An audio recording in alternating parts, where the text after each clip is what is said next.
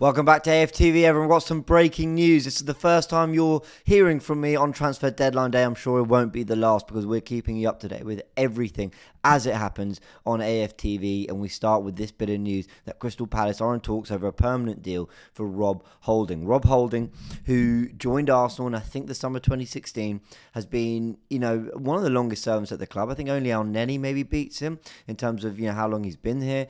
And he's played plenty of football under Mikel Arteta. In fact, I think Arteta gave him a new contract in the summer of 2020, but now it looks like it could be finally on his way after a long, long time. And also a long time where he's not kind of made himself, a starter. There's never been a point, I think, where we thought Rob Holding was a regular in this team, maybe pre-ACL injury. Of course, he had some big FA Cup performances, Wembley, against Man City, against Chelsea. He might have even played some of the other Wembley games. I can't quite remember. But he's, listen, in the 7 years he's had at Arsenal, he's won a few FA Cups, Community Shields, and I think we'll be very, very happy with how his time's gone. But he's not been a regular. It's time for him to move on. It looks like Crystal Palace are the club that are in for him. Now, I think there's two things about this move I find very interesting. The first being that it's a Premier League club. I kind of felt that maybe interest around the Premier League had kind of died down for Rob Holding, which I think would be a little unfair of him. On him, I think he's more than capable of playing for a Premier League club, and I think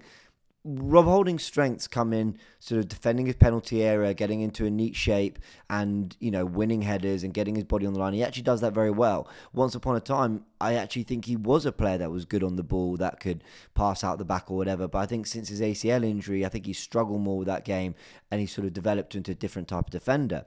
But he is on the market, he's available. He is 20? Let me just have how is he? 27 years old? Let's have a little quick look. Sorry, everyone. I'm Rob Holding. You're probably watching this thinking, James, we all know how old he is. He's 27. Yeah, he's 27 years old.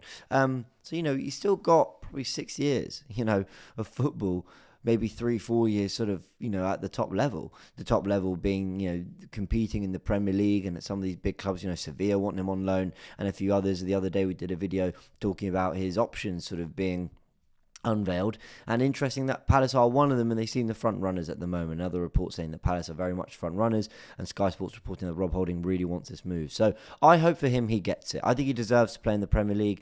I think Palace would be a great club for him. I think under Roy Hodgson, I can see him having games where he really kind of shines through as a player that is, like I said, defending his penalty box well and just getting stuck in and doing some good old-fashioned defending. He does that well. There are other facets to his game, but that in particular, I think he really suits, and I think he'd do well at Palace. And at Arsenal, I think we just evolved beyond his skill set. We evolved to a team that plays this high line. We look at Saliba the other day chasing Adama Traore and barely keeping up with him. The level of pace and power and energy in the Premier League, especially with the high line Arsenal play, we need defenders that can cope with it. That's why Kivior came in and Mari never really made it at Arsenal. We need those kind of physical attributes, and Rob Holding has them in terms of dominating aerially, but not in terms of on the ground, covering large amounts of space behind him, playing this high line, and playing into really tight spaces on the ball where Arsenal try to play out the back. But I do wish him all the best. I genuinely do. And I think he's a player that, look, a lot of players when they're not playing can really kick up a fuss and really be a problem behind the scenes. It seems he's never been that, and he's sort of well liked in the dressing room. So I'm sure everyone will kind of wish him the best of luck. But it does, and I'm sure Robbie's touched on this in Transfer Daily, and we'll continue to ask these questions all day. It continues to raise questions over what Arsenal are doing today in terms of bringing someone in. I'm going to keep repeating this list. Anyone who's listened to any of my transfer content here on AFTV or anything I've done on my own personal kind of channels and whatnot, I've said Tomiyasu, Ben White, William Saliba, Gabriel, Kivior and Zinchenko it's not enough defensive depth. I'll say the six because Timber's out for most of the season. Chalk off Zinchenko and Tomiyasu as sort of your reliable options, but in terms of unreliable options because they've had so many injury problems, and you're looking at a straight back four that's sort of reliable defensively in some way, shape or form. Add to that William Saliba had a back injury not too long ago, and Gabriel, there's just kind of question marks on what's going on there because he's not played any of the first 3 Premier League games. I think that's tactical, but you can't help but ask the question. So again, are Arsenal really doing nothing? Now, there are murmurs and rumours that Arsenal are looking at defender. There was one report that Arsenal are looking for a right back, but again, it's at the time of recording 10:30 in the morning, and we know very, very little of any kind of target or any progression in any kind of deal. Arsenal do keep things quiet. They do tend to explode in the mainstream media when things seem to progress. So I think you'd almost get to 5 p.m. before you start to go, okay, nothing's really happening. But let's see with Arsenal. I believe they are trying to get and that's based on nothing but opinion. I believe that when you look at what Mikel Arteta has said previously about wanting, 2 players in each position, about needing the squad and the numbers to go and compete on all fronts, I think when you look at whether the quality's fully there all the way or not, there are numbers and we are stacked in attack. There are numbers and we are stacked in midfield. We can't say the same for defence. Far from it, actually. Our most injury-prone players are there. Even Partey can cover injury-prone. Like our biggest issues are there in terms of numbers and quantity. It's staggeringly in favour of defence right now, and so we need to do something. And I believe because of that and what Arteta said in the past that Arsenal are working on something, or some things or whatever. I believe they're trying.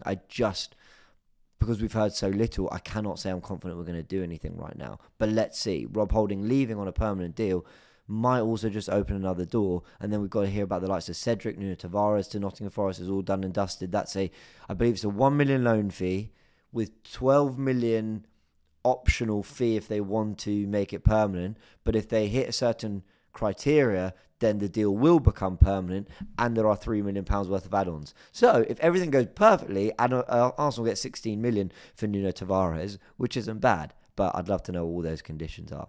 All right, guys, that's been the update. Like I said, we'll be keeping you updated on everything as it happens here on AFTV. It's transfer deadline day. Enjoy the day. Lots going on. DR Sports will be keeping you covered throughout everything as well. So yeah, keep an eye out. We'll be live on AFTV when needed. Let's hope Arsenal get some serious business done. Catch you all in a bit.